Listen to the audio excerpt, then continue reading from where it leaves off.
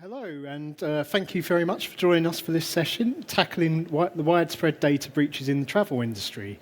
My name's James Coker, reporter at Info Security Magazine, and I'll be your moderator for this lunchtime session.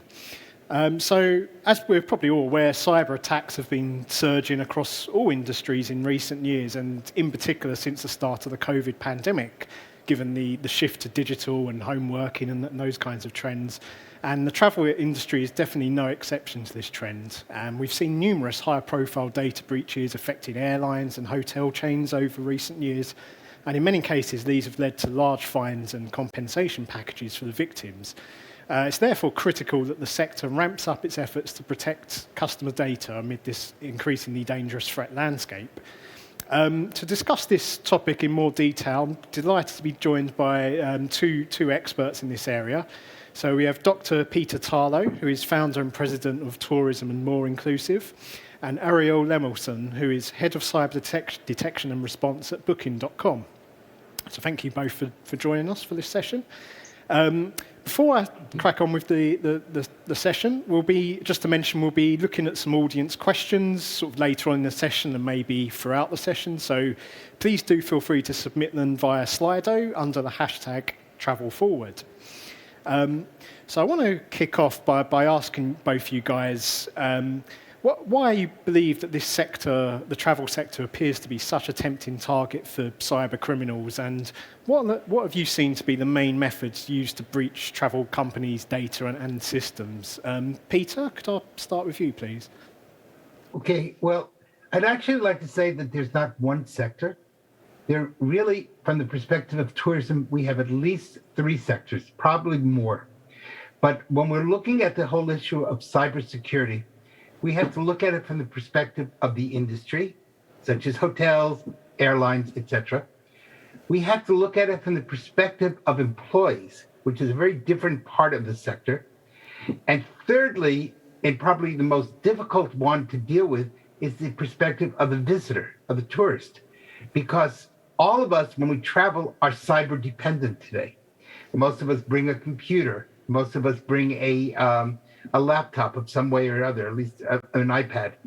And so when there is a cyber crisis, it impacts us in many ways. And one of the big issues we know is that in travel, the whole issue of time becomes a very important aspect. So if at the last moment I cannot get into my room because there's been a ransom attack and somebody's locked the doors, or I cannot deal with a business meeting.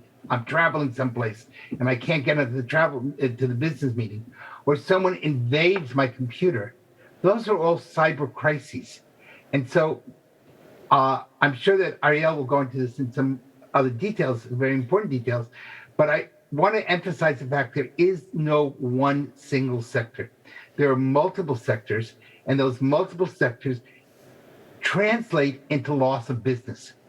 So the important thing to understand is that when a cyber attack is not just a cyber attack, from the perspective of tourism, and I'm speaking only from the perspective of tourism, this deals with reputation, this deals with stress, this deals with both the leisure side of tourism and the business side of tourism. And each of those are subsectors within the sector.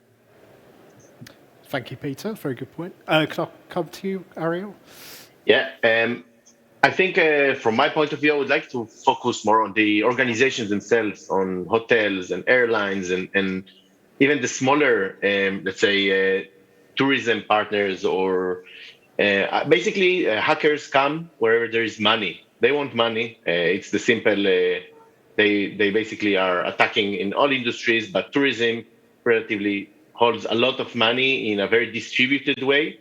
Distributed in this context means maybe smaller organizations that cannot afford themselves to invest that much in cybersecurity. And they are more rational, these attackers, than these crime groups, than what we can imagine. And basically, they go for return of investment. So if they have relatively low security measures that are very easy to bypass, and for doing a ransomware attack and taking the private data of customers, which they can sell in the black market, in the dark net, or ask for ransom in a very easy way, So it's just good business. And I think the function here is just to ruin the return of investment in order to save the customer's data and make it harder for them to come in. Perfect. Thank you. Yeah, I'd like to build a little bit on what Ariel said, because he's absolutely correct. It is a business. There's really two sides to that business. There's the commercial side of the business, of which he referred.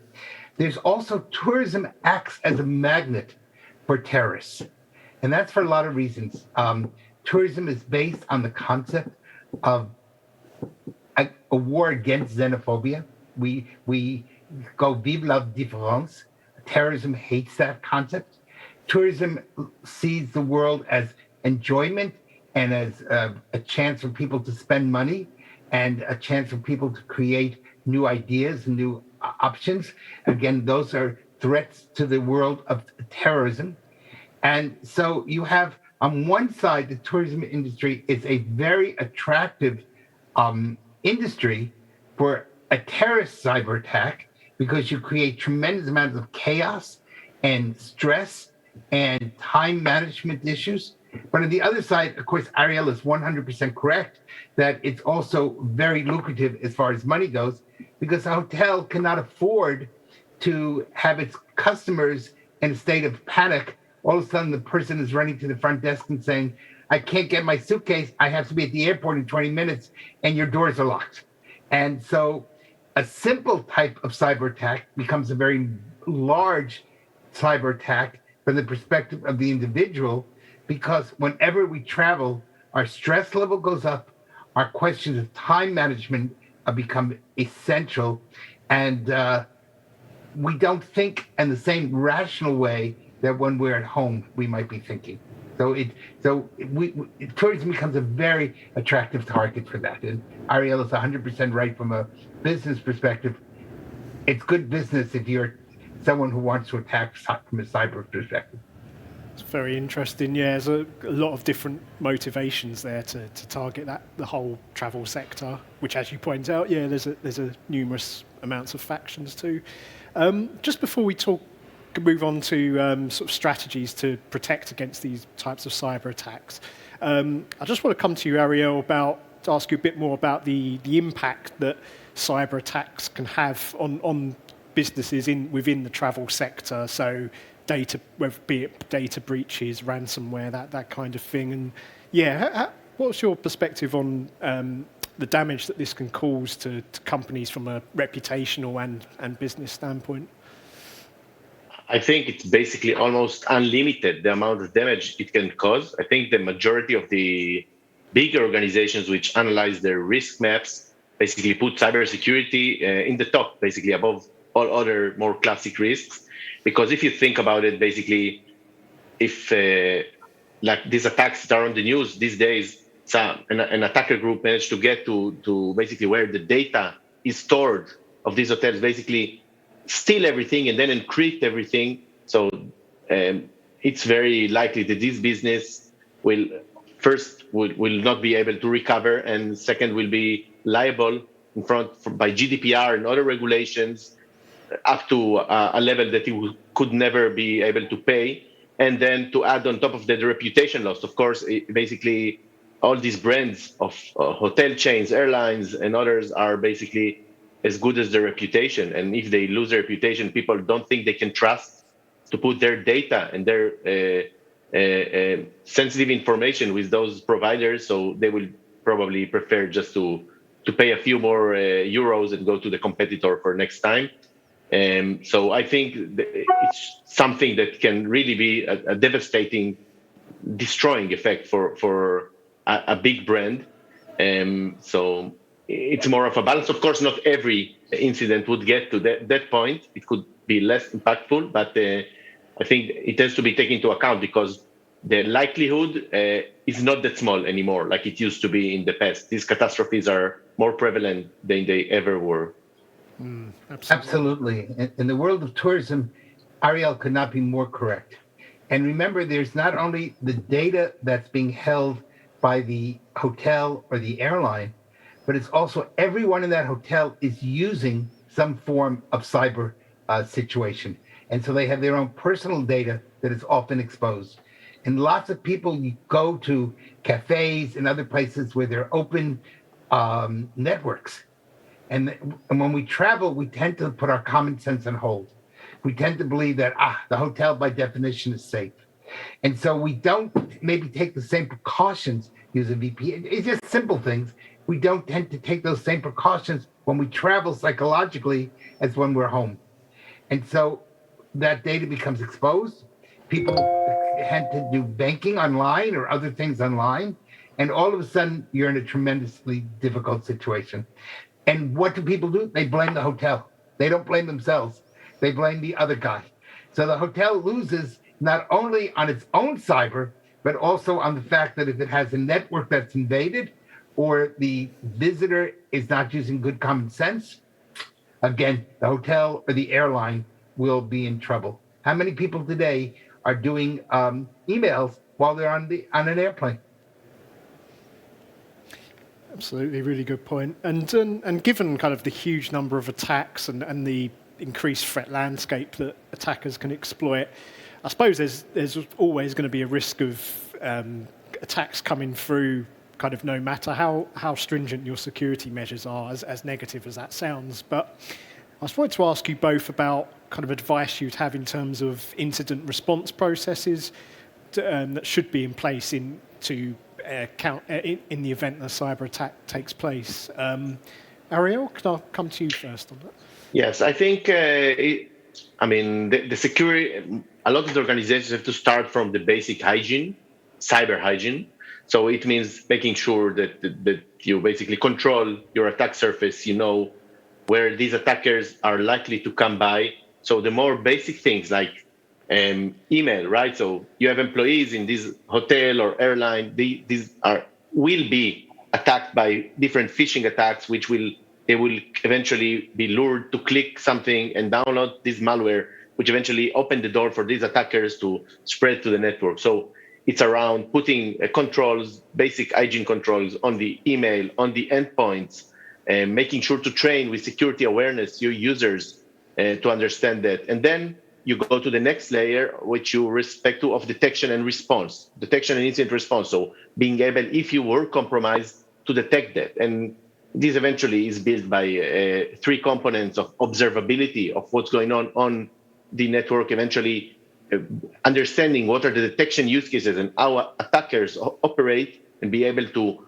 basically deploy virtual traps around your network and environment that will notify you as a defense organization that this is indeed happening, and then having response practices that are being documented and practiced by capable people that have in their disposal, of course, not just the documentation, but also the technology and the knowledge to do so. So it sounds complex, and it is also a little bit complex, but I think it goes in layers. So I think the hygiene is relatively cheap to practice, and even entry-level organizations can do so. And it goes and adding more layers of defense. But I think they definitely, all these organizations, as small as they are, they should at least have a dedicated, even if small, security function to practice and to understand the risks and deal with them. Thank you. And Peter, could I get your thoughts on incident response processes and measures? Yeah, I'm going to build on what Ariel said. He looked at it basically from the perspective of the institution, the hotel or the airline or whatever it happens to be. So why don't I switch and look at it from the perspective, because tourism is not only institutions, it's also people traveling as individuals or as families. And in those cases, I think we're going to have some different areas that we can build on. One, it's very hard to train travelers to really think with good common sense when they're traveling. We tend to be in a rush. The kids are running. People have to go to the bathroom. There's all sorts of just human issues that take place that means that if there's a fishing expedition, meaning someone's trying to get in, people just click. They don't think. And they go, uh-oh, why did I do that? So one of the things I try to advise people, when you're traveling, if at all possible, take a hard copy.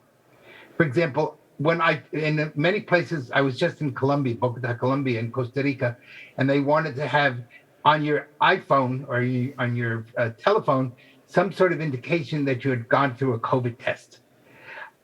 Okay, but there could always be the chance that fails. So what I did is I took a picture of it. I had the picture, and then I had a third backup, which was I ran it off on my computer, so that if I got to immigration, and all of a sudden it wasn't on my phone because I had made a mistake in the airport, or I clicked or whatever, I had a hard copy that I was able to show it. Now, I understand a hotel is not going to be able to keep a hard copy of every piece of data that takes place in the hotel. That's on the industry side. But on the personal side, most of us can, before we travel, can take the time to think, what can we do? What can go wrong? What mistakes can be made? Who might be able to attack us? And maybe one of the things the industry can do is remind people, keep a hard copy of essential data along with a soft copy. And so before you travel, don't just have your airline ticket on your phone.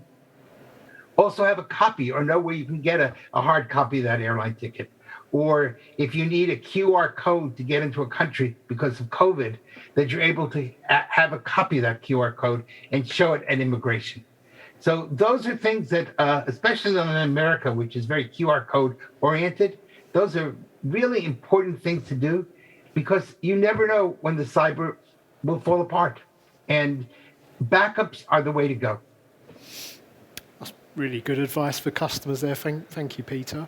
And just before we leave this particular topic, Ariel, you both obviously mentioned the attacks and breaches that arise from human error, such as clicking on phishing links. And I want to ask you particularly about when employees of travel firms get their accounts get compromised in this way. How important is kind of measures such as access management in preventing these issues becoming a major cyber attack? Oh, absolutely. I think when we discuss, for example, I mentioned before, hygiene is something that is very basic to implement, not very hard, and the return of investment is one of the highest, is two-factor authentication. Basically, I would advise every organization to implement cross-wide two-factor authentication. So at least the stealing of passwords doesn't mean immediately that you are completely compromised. So I would not say human errors, because I would say it's almost granted that these human errors will happen.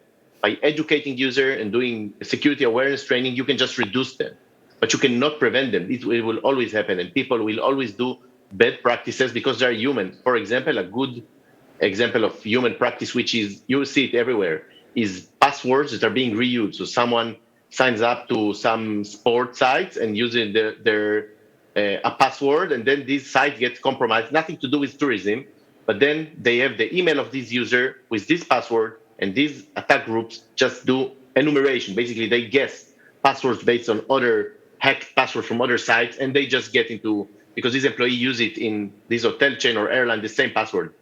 Now imagine if this user doesn't have two-factor authentication, this attack just is successful, and then these attackers have access to your network and can move and work from there.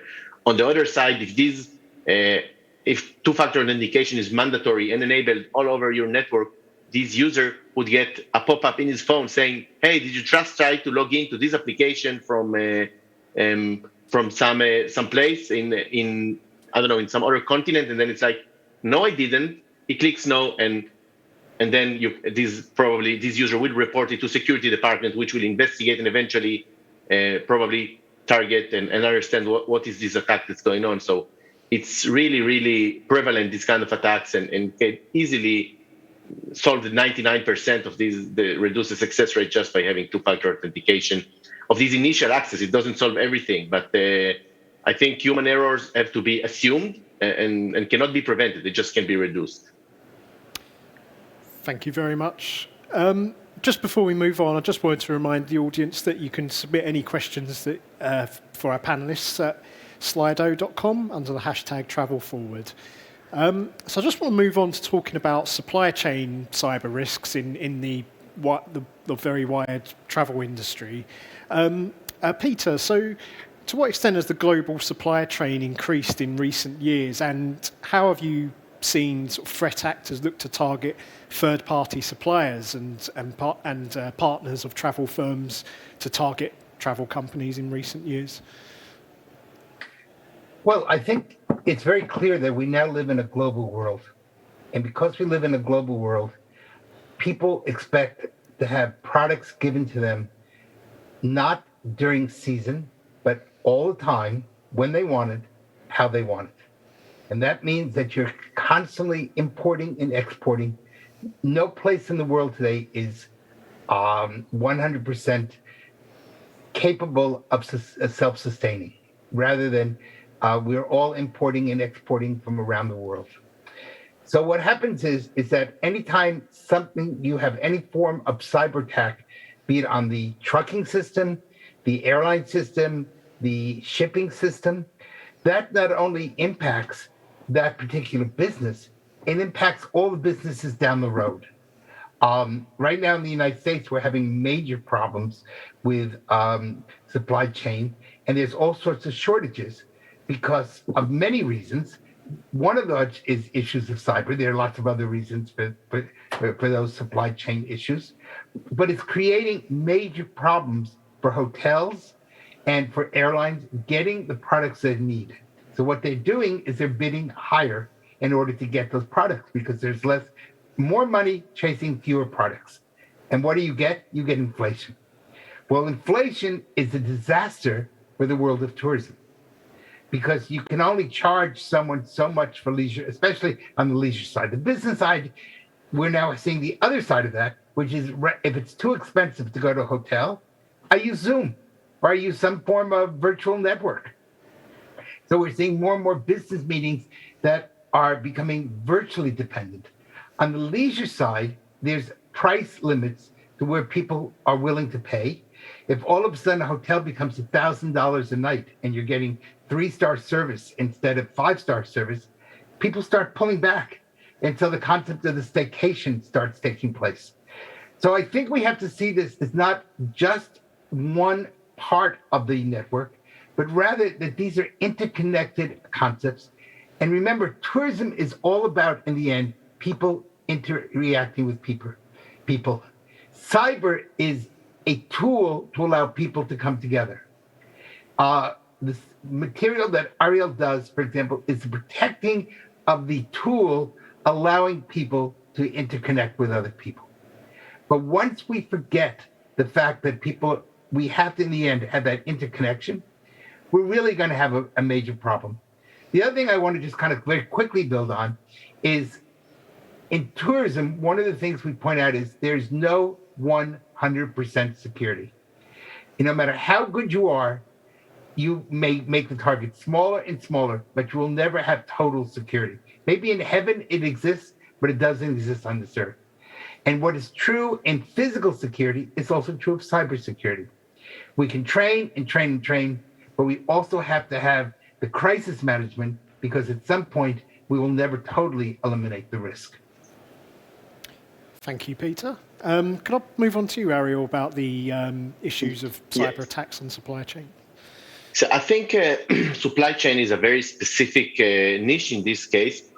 Basically, when cybersecurity defense is basically like a chain, and is as strong as the weakest link, right? So I think it become more prevalent, these kind of attacks, because in many organizations, the level of cybersecurity defense has increased. So I spoke before about hygiene and so whenever the attackers cannot get through the front door, and they cannot go through the window because everything is blocked. So vulnerabilities are being patched and everything is being segmented.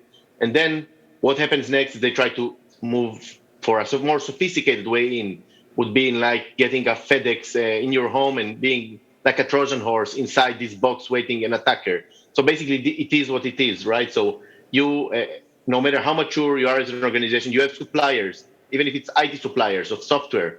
And if these suppliers are being attacked and something malicious is coming with a legit and trusted product, and we can all look at the SolarWinds attack, right? So it's something used by by thousands and dozens of thousands of customers, enterprise customers around the world, and everyone trusts them.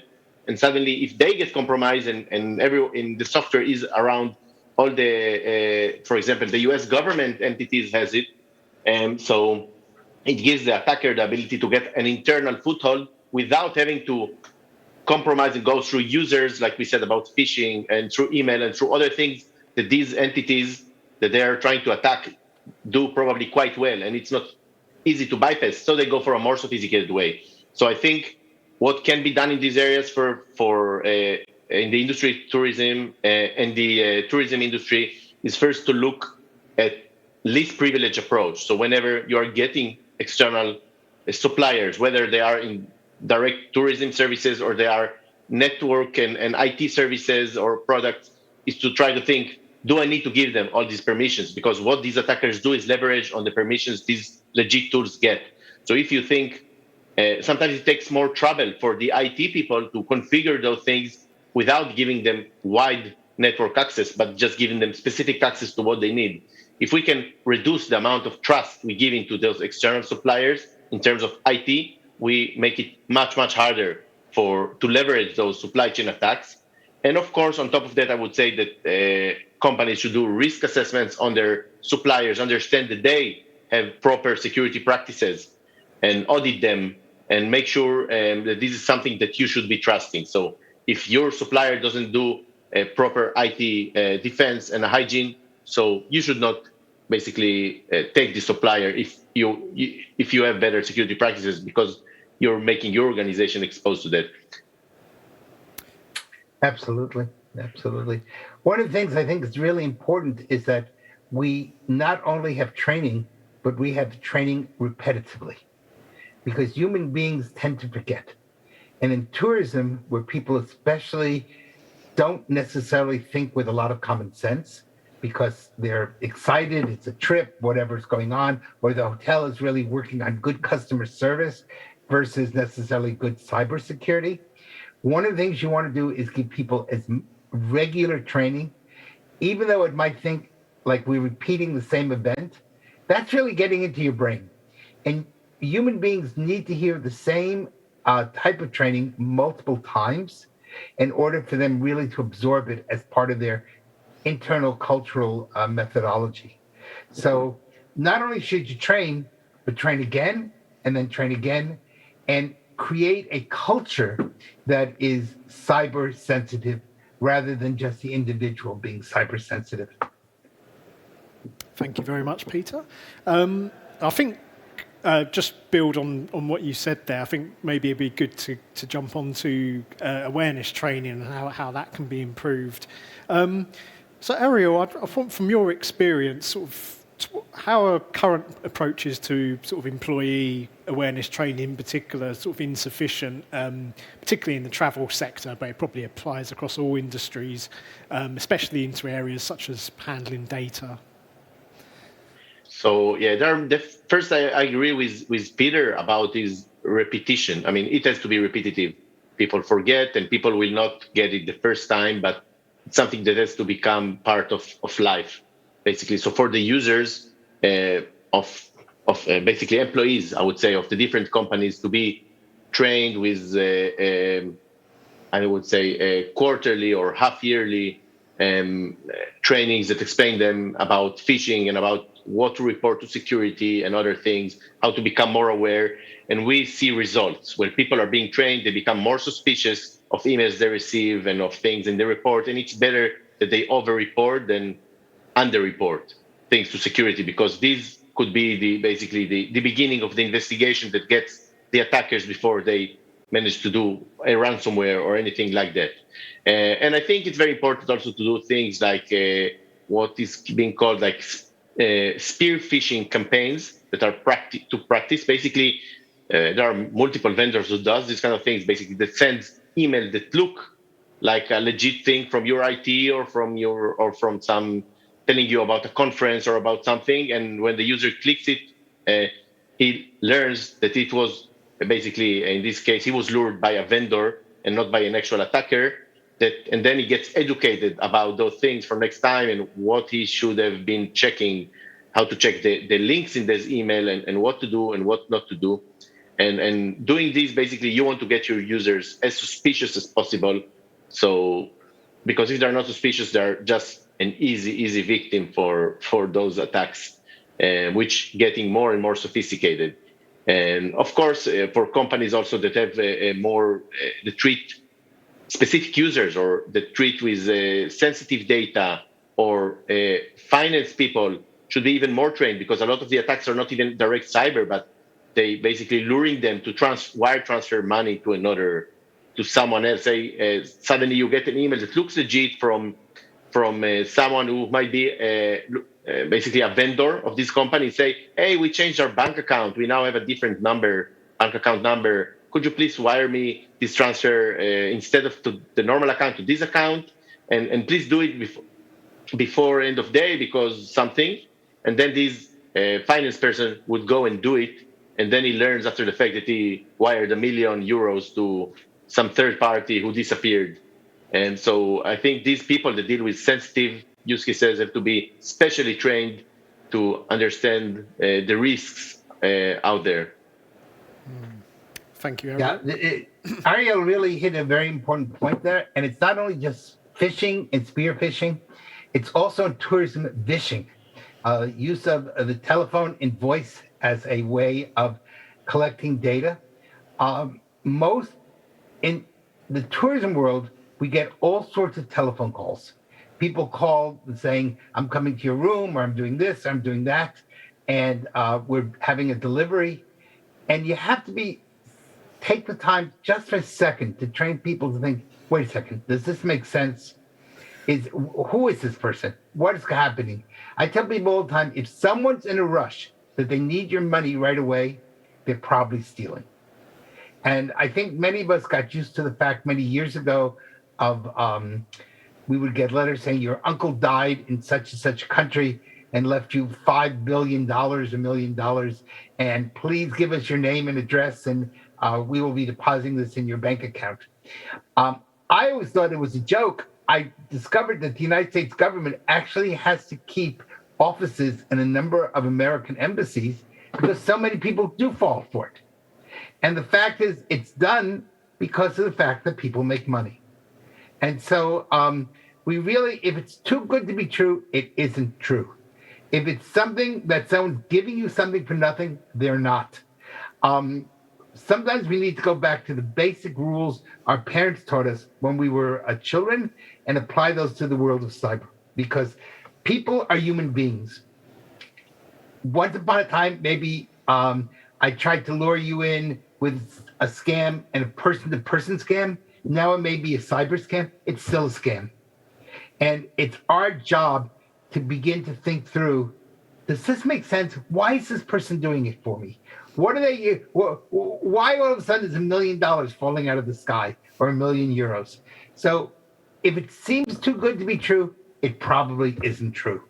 And in tourism, that's especially a sensitive area. So not only do we have to train employees, but have employees teach people, their visitors, as part of the marketing campaign, I care about you, therefore I don't want you to be hurt. Thank you very much, Peter. I just wanted to come to you, Ariel, about is there any particular training techniques that you advise that work particularly well and are very engaging for employees, such as simulations, that kind of thing? Yes, I think, as I mentioned, basically, I think these simulations are required. So to move from theory into practice, because someone can read or see a video that show him, do not trust emails, basically everything we're saying right now. But then when those emails look very, very reliable. So they could look from someone they could be about a topic you are interested in, they could be mimicking the themes of your own company. So you would see something that looks from your HR and has the same background that they use and everything, the same fonts and everything looks legit, and suddenly you click it. And so absolutely the only way to do is to do very intense practice, and that goes once in a while. So you always have to be alert. You want to keep, as Peter said, you want to keep your your people suspicious, you go to the basics as your parents told you. Do not trust strangers. And goes to the basic in this awareness area. Absolutely. I just want to move on to discussing cloud security. As obviously, we've seen a lot of increasing cloud adoption in recent years, and in particular since COVID in all industries, really. So, to what extent, Peter, have you seen cyber criminals target the cloud, and has this trend made travel firms more vulnerable to cyber attacks, in your view? Well, certainly, as we put more and more data on the cloud, the more there is to steal, the more people are going to want to steal. And there was a time when people kept just backups at their home or off-site backups, but they weren't put cyber to cyber. Really, the cloud is just cyber to cyber. And that means if your home network is vulnerable, your cloud is also at some point going to be vulnerable. It really depends on how good the security is of the cloud. But I think it's very important to realize, don't put all your eggs in any one basket. Make sure that, one, from the perspective of an attack, that you have backups in multiple forms of backup. The cloud is a backup. But secondly, remember, anything that goes up can come down. And the cloud is up, which means that somebody can take it down. And they can take down the cloud, or they can take down the material from the cloud. So if you don't want people to know it, you really need to think through very clearly, what type of material are you putting and is it sensitive? One of the big issues in tourism is very often people do things when they travel that they might not want other people to know. It could be from a perspective of sexuality, a perspective of business, lots of possibilities, perspective of medicine. And if we put all those materials in the cloud and then someone is able to get into that cloud, the amount of psychological damage besides economic damage is tremendous. So I think the basic rule is, if it goes up, it can come down. And if it comes down, will it come down crashing on your business's head and destroy your business because people are furious. Thank you, Peter. And Ariel, what's your thoughts on this area, and what advice would you have for organizations to ensure their cloud stays as secure as possible? Yeah, so first, I think cloud is not more risky than on-prem, neither less risky. I think it's just different. It's a different technology. It's a newer technology. And I think the reason it becoming more risky is because the business in many of those organizations in tourism and in any other industry run to the cloud because it's more scalable and easier to deploy, and you can get a faster go-to market on one hand. But on the other side, the IT people and security people are not ready. They don't know how to deal with the differences. And often it's very easy when it's exposed in the cloud to make a mistake that immediately will be translated into a huge data breach. So this is the difference. This is accessible. It is out there. So the most famous examples are where there are storage, buckets of storage, like S3 in AWS, that many companies just left open, misconfigured. The attackers didn't have to do anything, but just scan, see something open, and literally put a straw and drink the data. They didn't have to do anything sophisticated. And this just shows an example that you need to know what you're doing. You need to be able to have people who has knowledge in the cloud and can properly configure it. And then basically, once you understand what you're doing, it's probably even easier to defend the data there, especially for medium organizations. We cannot have a lot of infrastructure to defend on-prem. But when they're doing it on the cloud, they must know what they're doing. Otherwise, it's basically everything is 10x. So if you make a mistake, it's 10x more deadly. You can lose everything very quickly. So it's important to know what they're doing, and also understand when we speak cloud, it means very different things. So we have software as a service, things like Office 365 and Google Drive, and even if basically all the sites they're using, but there are also things that are infrastructure as a service. So when they deploy servers and they have to self-maintain them there, this requires another level of knowledge. So I think the important thing is that people, companies, business especially, IT usually doesn't think this way, do not have this perception like if you put things on the cloud will secure it for you. The cloud doesn't secure things, but also doesn't do the opposite. You just need to have the people like you needed in your own data center or in your own site to secure things. You need to secure them on the cloud. You need to know what you're doing, and your IT or security people needs to do what they're doing. Thank you I very think much. one of the things Ariel is pointing out is that in today's world, we really need people who are experts. And all too often, we all declare ourselves experts without knowing very much. It's kind of like trying to be your own doctor. You should never self-diagnose. In the same way, just like a person in medicine should not self-diagnose, the same thing comes true of security or cybersecurity. We need to have the humility to know what we don't know and be willing to speak to people who actually can protect us. They're a lot cheaper in the end than making a mistake and then having to repair it afterwards.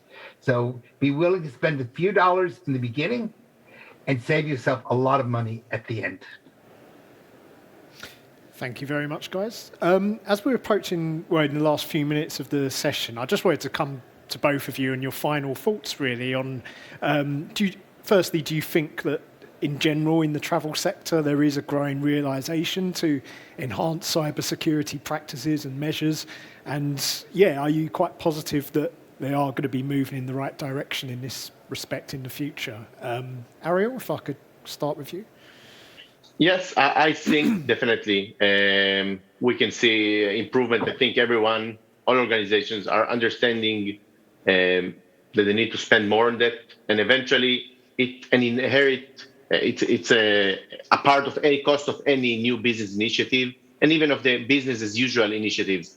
If you don't secure things, eventually you pay the price. And I think the things on the news even help to get to this situation, to this realization, because if you don't invest at the right time and basically this shift left approach, doing it as early as possible, eventually, as Peter just said, saves you a potential big spending or devastation at the end. So I think that we're seeing more and more companies in all industries and in tourism specifically going to the direction of trying to invest in security and prevent those catastrophes. Thank you. And could I get your quick final thoughts, Peter? Well, I'm going to build on what Ariel said. I would like him to be right. I hope he's right. I sometimes fear that he may not be right when it comes to tourism. All too often, we tend to forget about the last attack we tend to see as history, and we don't believe there'll be another attack until there is. And then we suffer. And so what I would hope as final words is that people take what Ariel said seriously and listen to what he's saying. The consequences of not taking it seriously are horrendous. And as we become more and more cyber dependent, this is essentially important. On the other hand, tragically, all too often in tourism, we put too much emphasis on the marketing and not enough emphasis on the security. And if you don't have good security, your marketing will be worthless. So I'm praying that Ariel is right. I'm rooting for him to be right. I have a little bit of a fear that maybe people are not thinking as well as they should be in the tourism industry. Be smart. Do your security up front. You'll save yourself a lot of money and a lot of misery at the end. Thank you, Peter. Very wise words to end on there. And unfortunately, that's all we've got time for this session. Feel like we could have sort of carried on speaking for another hour or so, really, but some really fascinating insights there. So a massive thank you to our panelists, Peter and Ariel, for your time and your contribution. And a big thank you also to you, the audience, for tuning in. But yeah, with that, that's the end of the session. Thank you. Thank you. Thank you very much for having us. You're welcome. Have a good day. You too.